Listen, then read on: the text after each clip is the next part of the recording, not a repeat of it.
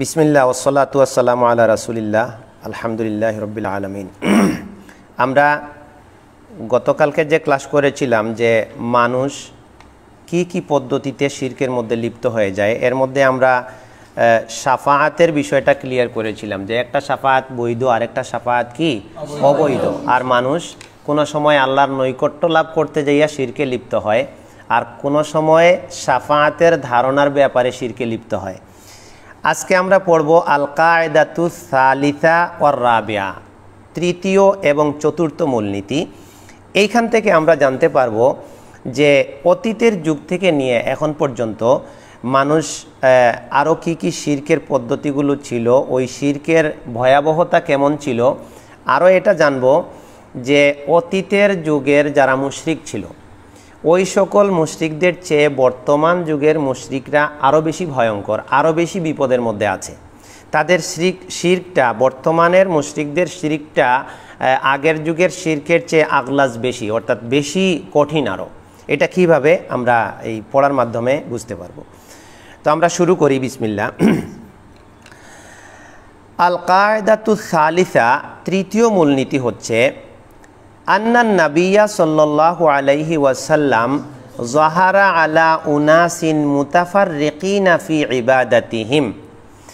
আল্লাহর নবী মুহাম্মদ সাল্লাল্লাহু আলাইহি ওয়াসাল্লাম যাহারা মানে তিনি আত্মপ্রকাশ করলেন, মানে নবুয়ত নিয়ে আসলেন, আলা উনাসিন এমন সম্প্রদায়ের মাঝে, এমন মানুষের মাঝে, মুতাফাররিকিনা যারা ছিল কি, মুতাফাররিকিনা অর্থ কি বিভক্ত, ফি ইবাদাতিহিম অর্থ কি তাদের এবাদতের ব্যাপারে, তাদের এবাদতের ব্যাপারে তারা ছিল বিভক্ত, অর্থাৎ সবাই এক ধরনের এবাদত করতো না, এক এক গ্রুপ এক এক ধরনের জিনিসের এবাদতের মধ্যে লিপ্ত ছিল। এই সময়তে নবী মুহাম্মদ সাল্লাল্লাহু আলাইহি ওয়াসাল্লামের আবির্ভাবটা হয়েছে। এখন এই লেখক আমাদেরকে কোরআনের আয়াতের দলিল, হাদিসের দলিলের মাধ্যমে বুঝিয়ে দিবেন যে কোন কোন পদ্ধতিতে মানুষ এবাদত করত, কে কার এবাদত করত এবং কে কিভাবে শিরকে লিপ্ত ছিল, সেই থেকে বর্তমান পর্যন্ত মানুষ কিভাবে শিরকে আবিষ্কার করেছে। মানে শিরক মূলত জিনিস একটাই, কিন্তু পদ্ধতিটা যুগে যুগে বিভিন্ন ধরনের পদ্ধতি আবিষ্কার হয়েছে এবং এক এক নিয়মে মানুষ এক একভাবে শিরকে লিপ্ত হয়ে গেছে। এখন তিনি বলছেন, দেখো আর দিয়ে ধরো, বিসমিল্লাহ। মিনহুম, তাদের মধ্য থেকে কেউ ছিল মাইয়াবুদুশ শামসা ওয়াল কামারা, অর্থ কি কেউ আছে সূর্য এবং চন্দ্রের এবাদত করত। তাহলে নবী সাল্লাল্লাহু আলাইহি ওয়াসাল্লাম যে যুগে আবির্ভাব হয়েছিলেন তখন থেকে একটা গ্রুপ ছিল মানুষের মধ্যে, তারা এবাদত করত চন্দ্র এবং সূর্যের। ওয়ামিনহুম, তাদের মধ্যে আরেকটা গ্রুপ ছিল এরকম, মানিয়াবুদুল মালাইকা, যারা কিসের এবাদত করত, ফেরেশতাদের এবাদত করত, ফেরেশতাদেরকে তারা মাবুদ বা উপাস্য মনে করত। ওয়ামিনহুম মাইয়াবুদুল আম্বিয়া ওয়াস সালিহিন, তাদের মধ্যে আরও কিছু লোক ছিল যারা নবী এবং সৎ নেক বান্দাদের এবাদত করত, এদেরকে তারা মাবুদ বানিয়ে নিয়েছিল, নবীদেরকে এবং সৎকর্মশীল মানুষদেরকে। ওয়ামিনহুম, এবং তাদের মধ্যে আরও আছে মানিয়াবুদুল আশজারা ওয়াল আহজারা, যারা গাছ এবং পাথরের এবাদত করত।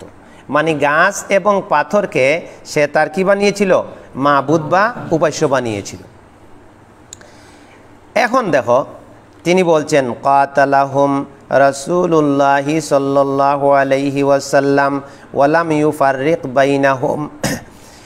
এই যে সব ধরনের মুশরিক, যারা সূর্য, কেউ আছে সূর্যের এবাদত করত, কেউ চন্দ্রের এবাদত করত, কেউ ফেরেশতাদের এবাদত করত, কেউ নবীদের এবাদত করত, কেউ আল্লাহর নেক বান্দাদের এবাদত করত, কেউ গাছের এবাদত করত, কেউ পাথরের এবাদত করত, সবাই কিন্তু মুশরিক।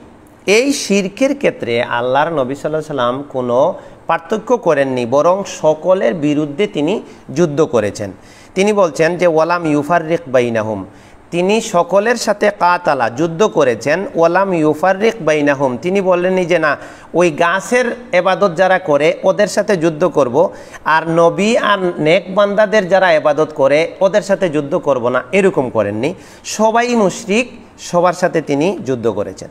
ওয়াদ-দালিলু কাউলুহু তাআলা, এই কথার দলিল হচ্ছে সূরা আনফালের 39 নম্বর আয়াত। তিনি বলছেন ওয়াকাতিলুহুম হাত্তা লা তাকুনা ফিতনাতুন ওয়া ইয়াকুনাদ দীনু কুল্লুহু লিল্লাহ। ওয়াকাতিলুহুম, তুমি তাদের সাথে যুদ্ধ করো। কাদের সাথে? ওই যে সব ধরনের মুশরিকদের সাথে। সব ধরনের মুশরিক যারা আছে তুমি সবার সাথে যুদ্ধ করো। কতক্ষণ? হাত্তা লা তাকুনা ফিতনা, যতক্ষণ পর্যন্ত ফিতনা না থাকে, ফিতনা ফাসাদ দূরীভূত হওয়ার আগ পর্যন্ত। ওয়াকুনাদ দীনু কুল্লুহু লিল্লাহ, আর দিন একেবারে সম্পূর্ণরূপে এক আল্লাহর জন্য নির্ধারিত হয়ে যাবে। অর্থাৎ শিরক এবং আল্লাহর বাদ দিয়ে, আল্লাহকে বাদ দিয়ে আর কারো ইবাদত হয়, এটা সমাজে কোনো জায়গায় বাকি থাকবে না। সব জায়গায় এক আল্লাহর ইবাদত চলবে। এটা প্রতিষ্ঠিত না হওয়া পর্যন্ত তোমাকে যুদ্ধ করা লাগবে। এই নির্দেশ আল্লাহ সূরা আনফালের 39 নম্বর আয়াতে দিলেন। এরপরে তিনি বলছেন ফাদালিলুশ শামসি ওয়াল কামারি, সূর্য এবং চন্দ্রের যে মানুষ ইবাদত করে এর দলিল হচ্ছে কওলুহু তাআলা, আল্লাহ সুবহানাহু ওয়া তাআলা বলেছেন সূরা ফুসসিলাত 37 নম্বর আয়াত, ওয়া মিন আয়াতিহিল লাইলু ওয়ান নাহার, আর আল্লাহর নিদর্শনের মধ্যে রয়েছে রাত এবং দিন, ওয়াশ শামসু ওয়াল কামার, সূর্য এবং চন্দ্র। তারপরে বলছেন লা তাসজুদু লিশ শামসি ওয়ালা লিল কামারি, তোমরা সিজদা করো না সূর্যকে, সিজদা করো না চন্দ্রকে। ওয়াসজুদু লিল্লাহিল্লাযী, সিজদা করো ওই আল্লাহকে যিনি খালাকাহুন্না, ওগুলোকে সৃষ্টি করেছেন। ইন কুনতুম ইয়াহু তা'বুদুন, যদি তোমরা সত্যিকার তার ইবাদতকারী হয়ে থাকো। তাহলে বোঝা গেল কিছু মানুষ চন্দ্রকে সিজদা করত, সূর্যকে সিজদা করত। এই জন্য আল্লাহ বললেন যে দেখো চাঁদ, সূরজ, রাত, দিন এগুলো আল্লাহর নিদর্শন, তোমরা ওগুলোর কোনোটাকে সিজদা করো না, সিজদা করো একমাত্র কাকে? যিনি ওগুলোকে সৃষ্টি করেছেন, তার স্রষ্টাকে সিজদা করো। এরপর ওয়া দালিলুল মালাইকা, ফেরেশতাদেরকে মানুষ ইবাদত করত, ফেরেশতাদের। এর দলিল কি? সূরা সাবা 40-41 নম্বর আয়াত, কওলুহু তাআলা, আল্লাহ সুবহানাহু ওয়া তাআলা বলছেন ওয়ায়াউমা ইয়াহশুরুহুম জামিআ সুম্মা ইয়াকুলু লিল মালাইকাতি আহাউলাই ইয়াকুম কানু ইয়াবুদুন ক্বালু সুবহানাকা আনতা ওয়ালিয়ুনা মিন দুনিহিম বাল কানু ইয়াবুদুনাল জিন্না আকসারুহুম বিহিম মুমিনুন। ওয়ায়াউমা ইয়াহশুরুহুম জামিআ, যেদিন আল্লাহ সুবহানাহু ওয়া তাআলা সবাইকে সমবেত করবেন। এটা কোন দিন? হাসরের দিন। কোন দিন? এটা যেদিন হাসরের মাঠ কায়েম হবে, সেদিন সবাইকে আল্লাহ জমা করবেন। সুম্মা ইয়াকুলু লিল মালাইকা, এরপরে আল্লাহ কাদেরকে বলবেন? ফেরেশতাদেরকে জিজ্ঞেস করবেন আহাউলাই ইয়াকুম কানু ইয়াবুদুন, এই মানুষগুলা কি তোমাদের ইবাদত করতো? অর্থাৎ তোমরা কি তাদের ইবাদতের সমর্থন দিতে? তার মানে বোঝা গেল ফেরেশতারা বলেননি কোনো মানুষকে যে তোমরা কি করো? আমাদের ইবাদত করো। মানুষ নিজেদের থেকেই ওদের ইবাদত করত। এই যে যারা আজকে যারা বিভিন্ন জায়গায় কবর আছে, আল্লাহর নেক বান্দারা শুয়ে আছে, ওই সকল জায়গায় যারা গিয়ে সিজদা দিচ্ছে, মান্নত করতেছে, গরু দিচ্ছে, ছাগল দিচ্ছে, ওই নেক বান্দারা কিন্তু এটা বলে যায়নি। কোনো আল্লাহর নেক বান্দা, তিনি নবী হন আর অলি হন আর সালেহ বান্দা যারাই হন, কেউ এটা বলেননি যে তোমরা আমাদেরকে নিয়ে আল্লাহর সাথে শিরকে লিপ্ত হও।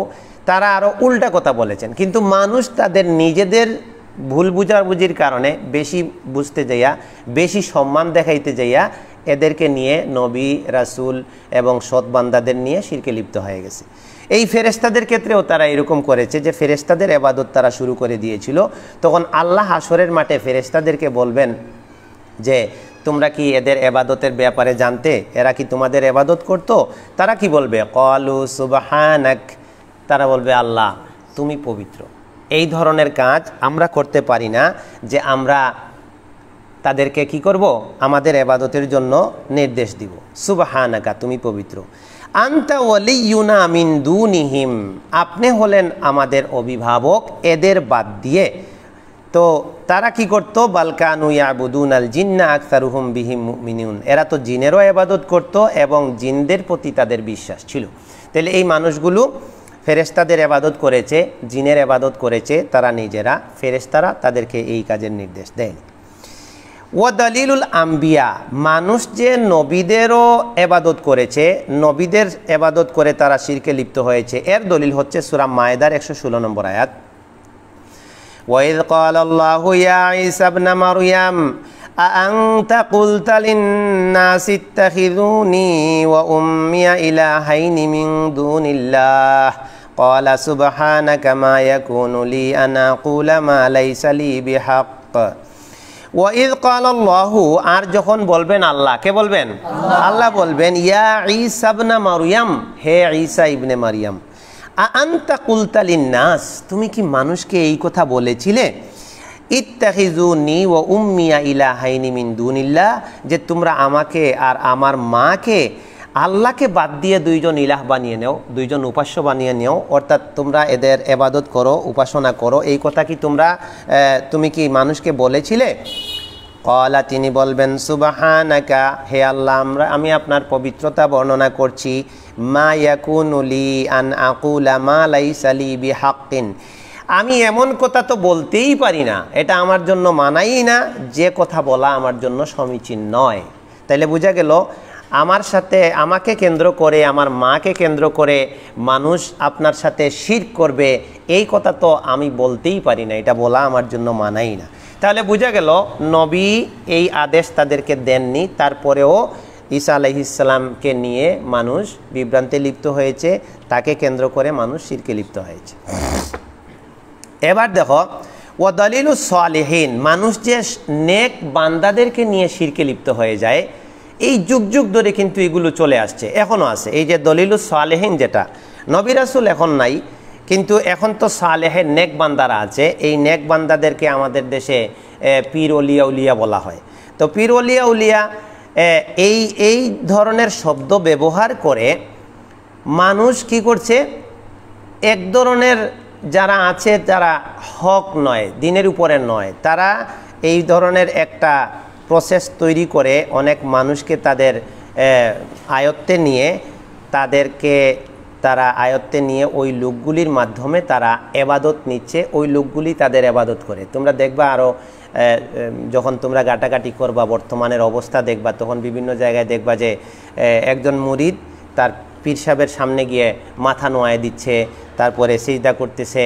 তো এই ধরনের যে এটা হচ্ছে ইবাদতুস সালিহিন, নেক বান্দাদের। উনি মারা গেলেও হতে পারে, জীবিত থাকলেও হতে পারে, জীবিত থাকলেও করছে এবং মারা যাওয়ার পরে কবরে যাইয়া করছে, এটা কিন্তু আগেও ছিল, এখনও আছে। এই যে বলছে ও দালিলুস সালিহিন, নেক বান্দাদের নিয়ে আল্লাহ বলছেন যে তারা শিরকে কিভাবে লিপ্ত হয়েছিল। আল্লাহ কুরআন মজিদে বলছেন সূরা বানী ইসরাইলের 56-57 নম্বর আয়াত, কুলিদুল্লাযীনা যাআমতুম মিন দুনিহি, বলে দেন তোমরা আল্লাহকে বাদ দিয়ে যাদের ব্যাপারে ধারণা করছো এবং যাদেরকে ডাকছো, ফালা ইয়ামলিকুনা কাশফাদ-দুররি আনকুম ওয়ালা তাহওয়িলা, এরা তো তোমাদের বিপদ সরাইতে পারবে না, তোমাদের তাকদীরেরও কোনো পরিবর্তন করতে পারবে না। অর্থাৎ আজকাল মানুষ বিপদে যখন পড়ে তখন ওই নেক মানুষের কাছে চলে যায় যে অমুক আল্লাহর নেক বান্দা, অমুক আমার বিপদটা সরায় দিবে, এই জন্য ওনার কাছ থেকে সবক নেয়, দিনের ইলম শিক্ষা করে। আল্লাহ যা বলেছেন কোরআনে, নবী সাল্লাল্লাহু আলাইহি ওয়াসাল্লাম যা বলেছেন সেই অনুযায়ী আমল করব, আকীদা গঠন করব, এটা না। তারা কি করে, ওই নেক বান্দাকে এমন এক স্তরে নিয়ে যায় যে উনি মনে করেন যে আল্লাহর গুণ যেন ওনার মধ্যে দিয়ে দেয়, যে উনি আমার সব করতে পারবে, নাউজুবিল্লাহ। এই জন্য তারা এইভাবে ওই নেক বান্দাকে তারা বিপদ থেকে মুক্তির মাধ্যম বানিয়ে নেয়। এই জন্য আল্লাহ বলছেন যে দেখো, আল্লাহকে বাদ দিয়ে তোমরা যাদের আহ্বান করছো, যাদেরকে ডাকছো, এরা তোমাদের কষ্টও দূর করতে পারবে না, তোমাদের কিছু পরিবর্তনও করতে পারবে না। এদের অবস্থা কি, যাদের কাছে মানুষ যায়, সালেহ বান্দা যারা, নেক বান্দা যারা, এদের অবস্থা কি হবে? এবার আল্লাহ বলছেন, উলাইকাল্লাযীনা ইয়াদউনা যাদেরকে তারা ডাকে এদের অবস্থা তো হলো এমন, ইয়াবতাগুনা ইলা রব্বিহিমুল ওয়াসিলাতা, তারাই তো রবের কাছে যাওয়ার জন্য ওসিলা খুঁজে, মাধ্যম খুঁজে। আইহুম আকরাবু, কে তাদের অধিক নিকটবর্তী। ওয়ারজুনা রাহমাতাহু, তারাই তো আল্লাহর রহমত কামনা করে। ওয়াখাফুনা আযাবাহু, তারা তো আল্লাহর আযাবকেও ভয় করে। ইন্না আযাবা রাব্বিকা কানা মাহযুরা, নিশ্চয় তোমার প্রতিপালকের আযাব খুবই ভয়াবহ, ভয়ঙ্কর। তাহলে বুঝা গেল কবরে হোক আর জীবিত হোক, আজকাল এই যে রমরমা যে শিরকের বাজার আমাদের বিভিন্ন জায়গায় বিভিন্ন মানে অঞ্চলে মানুষ তৈরি করে নিচ্ছে নেক বান্দাদেরকে নিয়ে, যে মানুষ তাদের হাজত পূরণ করার জন্য ওদের কাছে যায়, সন্তান পাওয়ার জন্য ওদের কাছে যায়, বিপদ থেকে মুক্তি পাওয়ার জন্য ওদের কাছে যায়। আল্লাহ বলে দিলেন যে দেখো তোমরা যাদের কাছে গেছো ওরাই তো আল্লাহর নৈকট্যের মুখাপেক্ষী, ওরাই তো আল্লাহকে ভয় করতে চায়, ওরাই তো আল্লাহর আযাবরে ভয় করে, আল্লাহর রহমত কামনা করে, এবং ওরাই আল্লাহর কাছে কিভাবে বাঁচবে এই জন্য তারা আল্লাহর কাছে ওসিলা খুঁজতেছে, মাধ্যম খুঁজতেছে, আর তোমরা এদেরকে আল্লাহর স্থলে নিয়ে আসছো। নাউজুবিল্লাহি মিন জালিক। তাহলে আমরা এই আলোচনা থেকে খুব মারাত্মক সুন্দর সুন্দর জিনিস জানতে পারলাম যে মানুষ, নবী সাল্লাল্লাহু আলাইহি ওয়াসাল্লাম যে মানুষগুলোকে দাওয়াত দিতেন তাদের মধ্যে বিভিন্ন ধরনের গ্রুপ ছিল, বিভিন্ন দল বিভিন্ন এবাদতে লিপ্ত ছিল। কেউ সূর্যের এবাদত করত, কেউ চাঁদের করত, কেউ ফেরেশতাদের করত, কেউ নবীদের করত, কেউ সৎ বান্দাদের করত। এগুলো এই পর্যন্ত আমরা পেলাম। এবার আমরা দেখব আশজার আর আহজার এর দলিল কি ছিল। মানুষ যে গাছের এবাদত করত, মানুষ যে পাথরের এবাদত করত, দেখো কৌলুহু তাআলা, আল্লাহ সুবহানাহু ওয়া তাআলা বলেছেন আফারাআইতুমুল লাতা ওয়াল উজ্জা ওয়া মানাতা সালিসাতাল উখরা। এই যে লাত, উজ্জা, মানাত, এই পাথর দিয়ে এই ধরনের মূর্তি বানিয়ে এগুলোর এবাদত মানুষ করত। তাইলে পাথরের এবাদত হয়ে গেল। এগুলো মূর্তির, বিভিন্ন মূর্তির নাম, লাত, মানাত, উজ্জা, মানাত, হ্যাঁ, এগুলো যে তোমরা মুখস্থ করছো না, এটা হচ্ছে সূরা আন-নাজমের 19 থেকে 20 আয়াত। এগুলো হলো বিভিন্ন মূর্তির নাম, পাথর দিয়ে এগুলো মানুষ বানাইতো। এরপরে একটা হাদিস আছে যেটা গাছের বিষয়টা, এই হাদিসটা সহিহ ইবনে হিব্বানের 6702 নম্বরে এসেছে। ওয়া হাদিসু আবি ওয়াকিদিন আল-লাইসি, আবু ওয়াকিদ আল-লাইসি রাদিয়াল্লাহু আনহু হাদিসটি বর্ণনা করেছেন। কি বর্ণনা করেছেন দেখো, খারাজনা মা রাসূলিল্লাহ, আমরা রাসূল সাল্লাল্লাহু আলাইহি ওয়াসাল্লামের সাথে বের হলাম ইলা হুনাইনিন, হুনাইনের যুদ্ধে। হুনাইনের যুদ্ধে যাওয়ার জন্য সাহাবীরা নবী সাল্লাল্লাহু আলাইহি ওয়াসাল্লামের সাথে বের হলেন। ওয়া নাহনু হুদাসা ও আহদিন বিকুফরিন, আর আমরা কুফরের একেবারে নতুন যুগের মানুষ, অর্থাৎ কুফরি ছেড়ে আমরা ইসলামে মাত্র প্রবেশ করেছি। আমরা কুফরিতে ছিলাম, ইসলামে আসার সময় মাত্র একেবারে নতুন, তাদের ইসলাম সম্পর্কে ভালো জ্ঞান এখনও হয়নি, মাত্র তারা মুসলমান হয়েছে। ওয়ালিল মুশরিকিনা সিদরাতুন, আর মুশরিকদের জন্য একটা গাছ ছিল, ইয়াকুফুনা ইনদাহা, তারা ওটার কাছে অবস্থান করত। ওয়া ইয়ানুতুনা বিহা আসলিহাতাহুম, ওটার উপরে তাদের তরবারি ঝুলিয়ে রাখতো। ইউকালু লাহা যাতু আনওয়াত, ওই গাছের নাম ছিল কি? জাতে আনওয়াত, জাতু আনওয়াত, এটার নাম ছিল জাতু আনওয়াত। তাহলে জাতু আনওয়াত নামে তারা একটা গাছ ছিল তাদের, ওটার তারা পূজা করত, ওটার উপরে তরবারি ঝুলিয়ে রাখতো, বরকত হবে।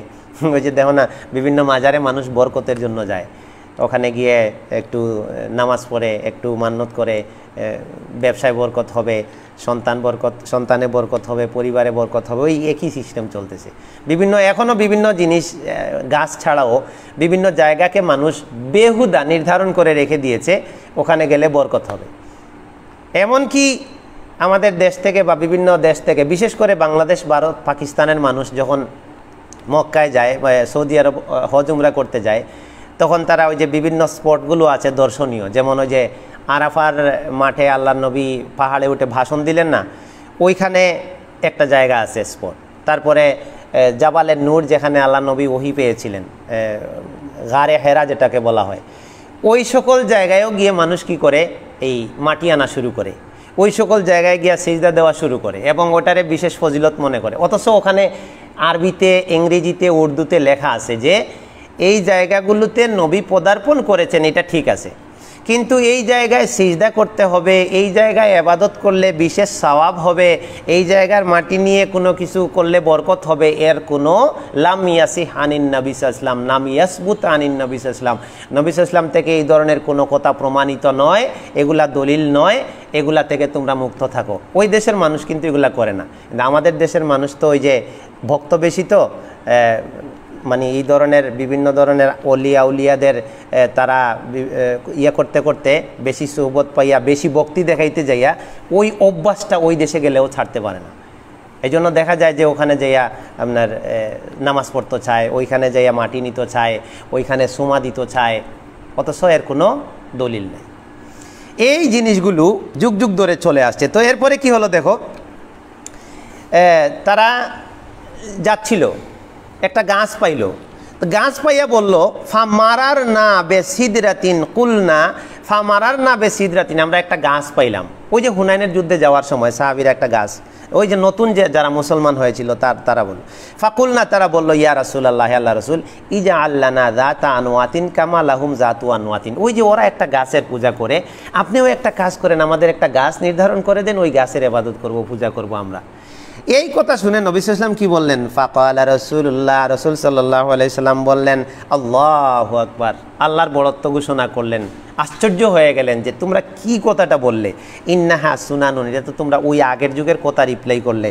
কি কুলতুম, তোমরা আগে বলেছিল ওয়াল্লাযী নাফসি বিয়াদিহি, যার সত্তা, যার হাতে আমার জীবন, তার কসম করে বলছি, তোমরা বলেছিলে এমন কথা তোমরা বললে কামা কালাত বনু ইসরাইল লে মুসা, বনি ইসরাইল সম্প্রদায় মুসা আলাইহিস সালামকে ওই ধরনের কথা বলেছিল, তোমরাও এই কথা বললে। তারা বলছিল ইজা আল্লানা আলিহান, ইজা আল্লানা ইলাহান কামা লাহুম আলিহা, ওই যে মানুষগুলো বিভিন্ন মূর্তি বানিয়ে ইবাদত করতেছে, বনি ইসরাইলরা মুসা আলাইহিস সালামকে বলছিল যে আপনিও এরকম একটা মূর্তি বানিয়ে দেন, আমরা তার ইবাদত করব, নাউজুবিল্লাহ।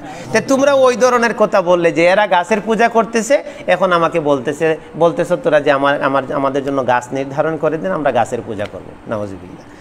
এই হলো কায়দায়ে সালিয়া। তিনি এখানে এই তৃতীয় মূলনীতির মধ্যে আমাদেরকে এতক্ষণে আমরা কি শিখলাম, যে যুগ যুগ ধরে মানুষ যে পদ্ধতিগুলো অবলম্বন করেছিল শিরকে লিপ্ত হওয়ার জন্য, বর্তমানেও অনেক কিছু এখনও বলবৎ আছে, এবং নতুন নতুন আরও সিস্টেম আপডেট হয়েছে, শিরকের আরও নতুন নতুন জিনিস মানুষ আবিষ্কার করেছে।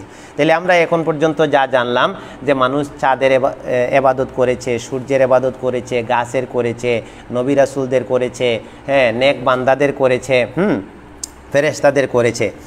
এবার তিনি বলছেন কায়দা আর রাবিআ, চতুর্থ মূলনীতিতে আইসা, ওই যে শিরোনামে বলেছিলাম যে আগের যুগের যারা শিরকে লিপ্ত ছিল, আগের যুগের যারা মুশরিক ছিল, তাদের চেয়ে বর্তমান সময়ের মুশরিকরা আরও বেশি ভয়ঙ্কর বিপদের মধ্যে আছে, এবং এদের শিরকটা আরও বেশি কঠিন। কেমনে দেখো, তিনি বলছেন আন্না মুশরিকি জমানিনা, আমাদের সময়ের মুশরিকরা, মুশরিকি জমানিনা মানে কি, আমাদের জবানার মুশরিকরা, আগলাজু শিরকান, বেশি শিরকে লিপ্ত আছে, আরও কঠিনভাবে শিরকে লিপ্ত আছে, মিনাল আউয়ালিন, অতীতের পূর্ববর্তীদের চেয়ে। মানে এতক্ষণে তিনি যাদের কথা বললেন, তিনি বলছেন যে এই সকল শিরকে তো আগের যুগের মানুষ লিপ্ত ছিল, হইয়া তাদের ঈমান আমল সব নষ্ট করে জাহান্নামে চলে গেছে। এই সকল মানুষের চেয়েও আমাদের সমাজের মানুষ আরও বেশি ভয়ঙ্কর শিরকের মধ্যে লিপ্ত আছে। সেটা কি, লিআন্নাল আউয়ালিনা ইউশরিকুনা ফির রাখাই, কেননা, এটা একটা খুব মারাত্মক সুন্দর কথা, কেননা লিআন্নাল আউয়ালিন, আগের যুগের মুশরিকরা, ইউশরিকুনা, শিরকে লিপ্ত হতো, ফির রাখাই, বিপদের সময়, তারা যখন সংকটে পড়তো তখন তারা শিরকে লিপ্ত হইত। ওয়ায়ুখলিসুনা ফিস সিদ্দাতি, এবং অভাব অনটন এবং বিপদে পড়লে তারা ইখলাস অবলম্বন করত, তখন আল্লাহকে ডাকত। তাহলে পার্থক্য হয়ে গেল না। ওয়া মুশরিকু জামানিনা শিরকুহুম দাইমুন ফির রাখাই ওয়াস সিদ্দাতি, কিন্তু আমাদের বর্তমান যুগের মুশরিকরা বিপদে পড়লেও শিরিক করে, ভালো অবস্থায় থাকলেও শিরিক করে। তাহলে আমাদের যুগের মুশরিকরা বেশি বিপদে পড়লো না? আগের যুগের মুশরিকরা বিপদে পড়লে শিরিক করত, মানে ভালো অবস্থায় শিরিক করত, আর বিপদে পড়লে আল্লাহকে ডাকতো। আর আমাদের যুগের মুশরিকরা ভালো অবস্থায়ও শিরিক করে, বিপদে পড়লে আরও বেশি শিরিক করে। বিপদে পড়লে আল্লাহর কাছে না যাইয়া ওই যে বিভিন্ন জায়গায়, বিভিন্ন দরগায়, বিভিন্ন আস্তানায় চলে যায়, ওখানে যাইয়া বাবা তাদের সব সারায় দিবে।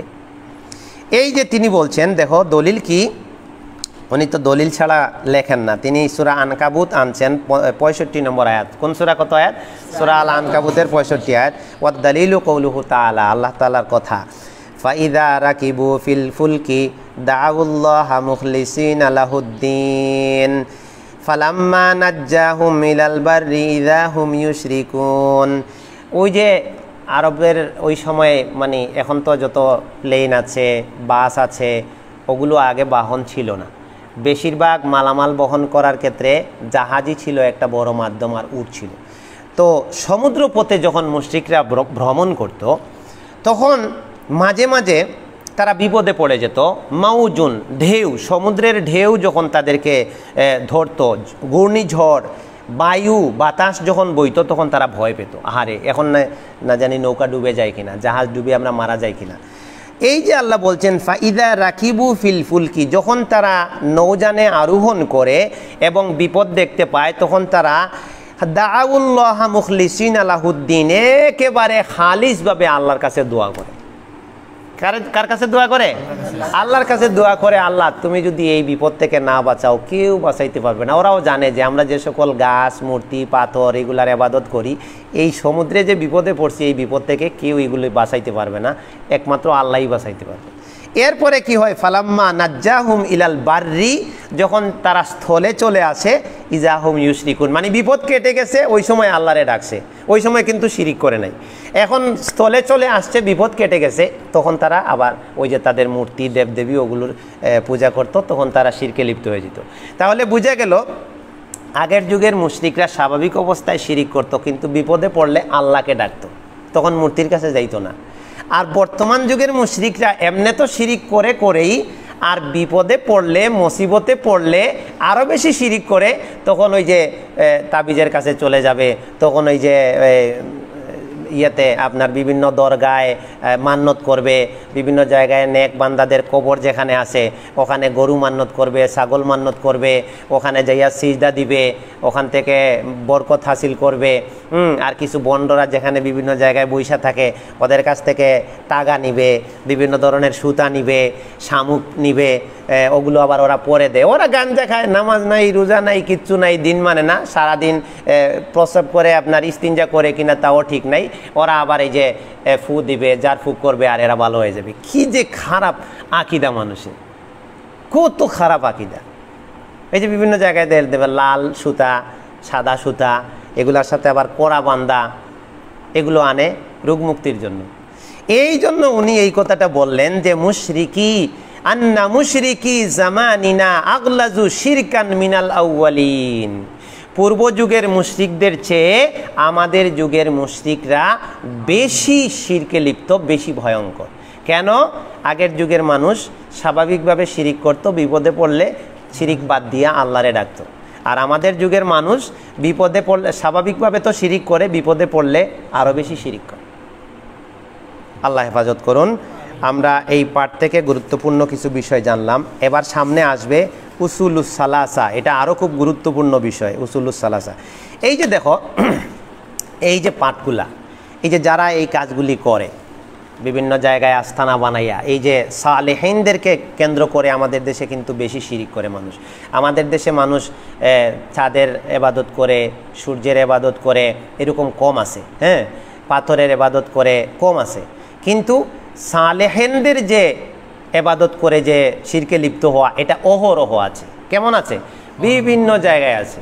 ওই যে তোমাদের পাবনায় গেলাম, ওইখানে দেখলাম একটা জায়গায় নদীর পাড়ে, হ্যাঁ, ওখানে মানুষ যায়, আর একটা জায়গা বানাইছে গরু জবাই করার জন্য, ওই নদীর সাথে সংযোগ কইরা পাকা দিয়া অহরহ গরু যাচ্ছে। পরে শুনলাম ওখানে একটা বড় কোন মাজার বানাইছে, ওখানে যাইয়া মানুষ ইয়ে করে, বরকত নিতে যায়, তাবারুক দেয়, আর গরু নিয়ে যাচ্ছে, বড় বড় গরু ওখানে জবাই করতেছে, ওখানে বন্টন করতেছে। এই কথা তো আগে গেছে। এই যে পড়াগুলা যদি মানুষ শিক্ষা অর্জন করত মাদ্রাসায়, স্কুলে, কলেজে, যে আল্লাহকে বাদ দিয়ে অন্যের নামে পশু জবাই করলে শিরিক হয়, ঈমানও যায়, আমলও যায়, জান্নাতও যায়। তাহলে তো মানুষ এই কাজটা করতো না, কিন্তু তারা তো মনে করতেছে যে এই কাজটা করলে জান্নাত পাবো। নাউজুবিল্লাহ, ভুলটারে উল্টা বলছে। তাহলে এই শিক্ষাগুলো আমাদের, এই জন্য আকিদা আর ঈমান, এইটা আল্লাহ নবী সাল্লাল্লাহু আলাইহি ওয়াসাল্লামের সাহাবায়ে কেরাম তাআল্লামনাল ঈমান, আমরা ঈমানকে শিখেছি। আর আমাদের সমাজের মানুষ ঈমান শিখবে না, ঈমানের কোনো জ্ঞান নাই, শুধু আমল ইবাদত নিয়ে ব্যস্ত। আর ঈমান না থাকলে, তাওহীদ না থাকলে, আল ইবাদাতু লা ইয়াকুনু ইবাদাতান, ইবাদত কোনো ইবাদতই হবে না যতক্ষণ তাওহীদ ঠিক না থাকে। আল্লাহ আমাদের বুঝার তৌফিক দান করুন। আল্লাহুম্মা আমিন। সুবহানাকাল্লাহুম্মা ওয়া বিহামদিক, আশহাদু আল্লা ইলাহা ইল্লা আনতা, আস্তাগফিরুকা ওয়া আতুবু ইলাইক।